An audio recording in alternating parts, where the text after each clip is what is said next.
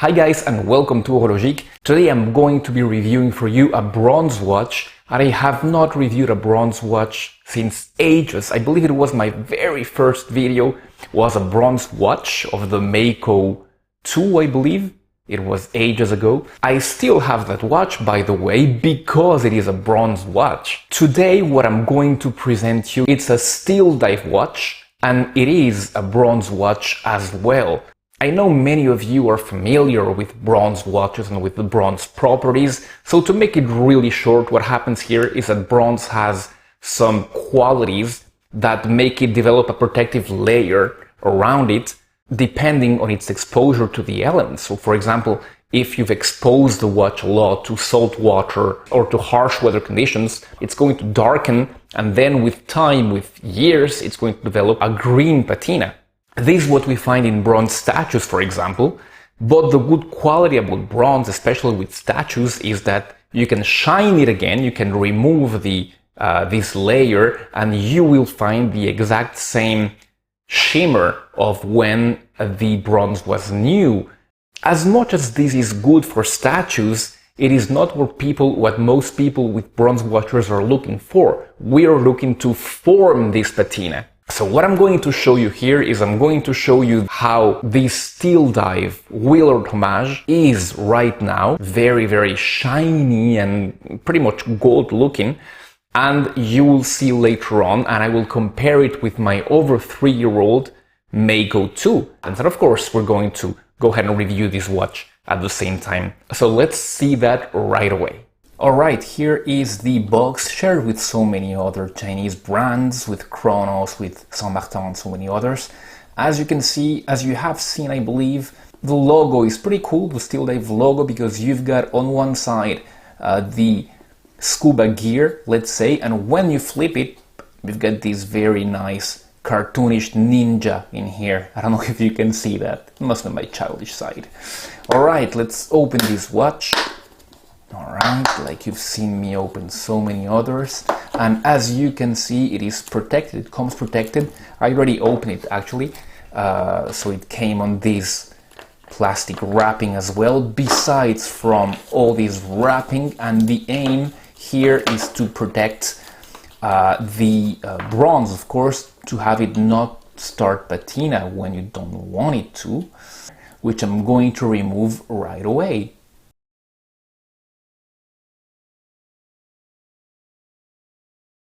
Alright, we have removed that plastic, and as you can see, this resembles a lot rose gold at the very beginning.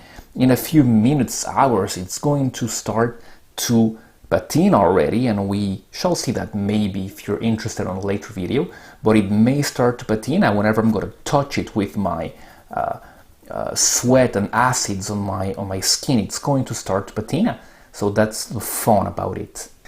And I just wanted to do a quick comparison with the Zelos Mako 2. I remember it was my first video, as I told you, but on Horologique, but when I unboxed this watch, it was exactly like this one. The shimmer, everything was like this. I was really impressed at the time. I wasn't knowledgeable about watches at the time, not that I'm an expert now, but I know a little bit more. See how it has aged with time. And I expect these to age the same way. Alright, let's start by dimensions.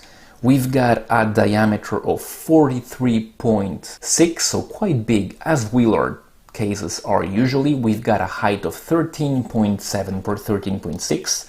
It might be large in diameter, but it is very short in lug to lug, 46.3. Just for a reference, the Submariner, the modern Submariner, is 47.5 with a 40 millimeter, so you can tell that it's going to wear beautiful for many, many wrists. Alright, and the lug to lug is 20 millimeters, of course.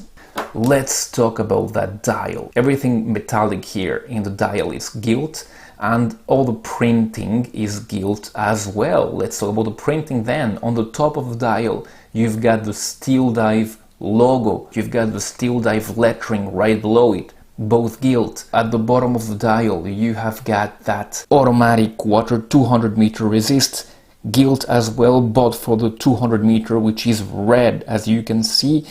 And this water resist is reminiscent of what Seiko used to do in the 60s and 70s. The indices are purely taken from the Willard gilt printing of the second markers also. And of course you've got a date window at 3, courtesy of that Seiko NH35 movement. The Wristshot is visible from the front of the watch, and you can see that it has a circular finish.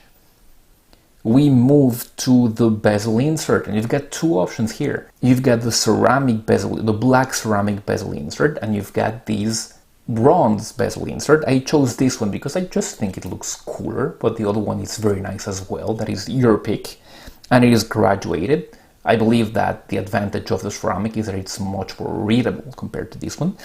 The bezel itself, as you can see, it's a coin edge bezel, and that bezel rotation is 120 clicks. They tell half the story about the quality of the watch. Let's see that. That rotation is crisp and precise. Is there some backplay? Very, very little backplay. Really, really almost none at all. All right, there's your 120 click. Does it align? Yes, to my eyes, it aligns. And that is more than what you can say in most Seiko watches. Moving away to the case now. As you can see on the top of the case, you've got a circular brushing. The case itself, which is a very characteristic Willard case. These are the first turtles that Seiko released in the late 60s, and which are so characteristic exactly by these protuberance that they have, which covers the crown, which comes from around 330 to 515. These are your crown guards, and this is what makes this case different from the modern, or from the turtle from the late 70s and 80s, which loses that protuberance there, as you can see in that shot.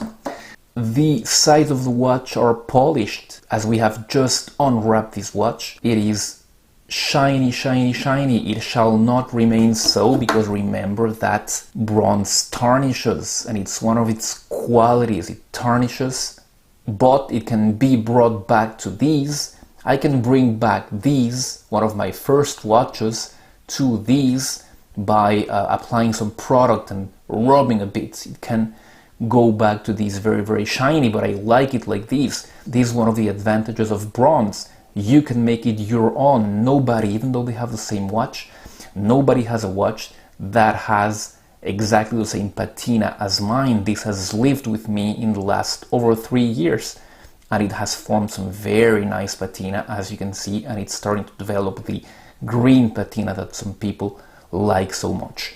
So if you get one of these, you will make it your own, and it will be a reflection of your time with it. The movement here, the NH35, so you know the drill.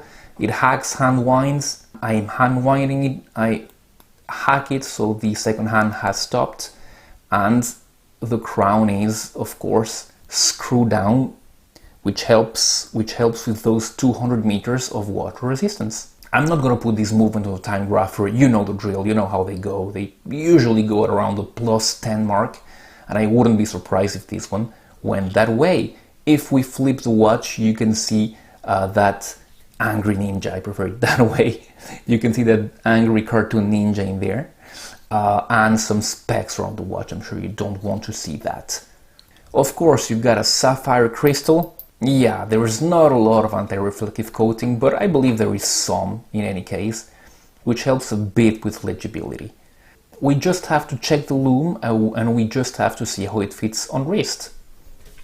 Hey, the lume isn't half bad. Very bright C3 on the indices and hands. The lume pip, however, is blue, which is quite strange, but why not? It marks a difference. But as you can see, nothing to complain on this respect. What did I tell you? These Willard cases wear wonderfully well on medium and even small size wrists. Here it is on my 6 3/4 inch wrist. As you can see, perfect. Forget about that ugly thing there. But as you can see, very nice on my 6 3/4 inch wrist. Let me show you the thickness and the lock to lock perfect, as you can see in there. So pricing, I have not talked about pricing for this one. Around $180, not bad for what you are getting. For a full bronze watch with a sapphire crystal and an NH35, it's not bad at all. And it's one of the positive parts, and that will lead me to positives and negatives. So positive, I have spoken about price, especially the value ratio.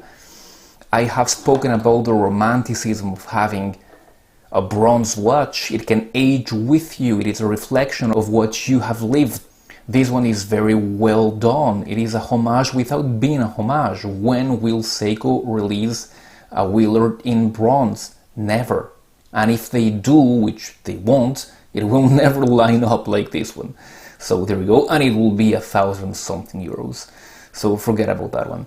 The negative, and it will be especially this buckle. This is a stainless steel buckle. What is it doing on a bronze watch? That is an eyesore. Even more, that is unforgivable on Steeldive's part. So no, bad Steeldive. You should not do that. Alright, what I'm going to try and do is I'm going to try and see where you can find hardware that matches these, and I will put that on the description below so you can get the eyesore out of your sight. And you shall have a very cool bronze watch for under the $200 mark. Alright guys, that's it for me. I hope you're all doing great. I'll be seeing you very soon. Goodbye.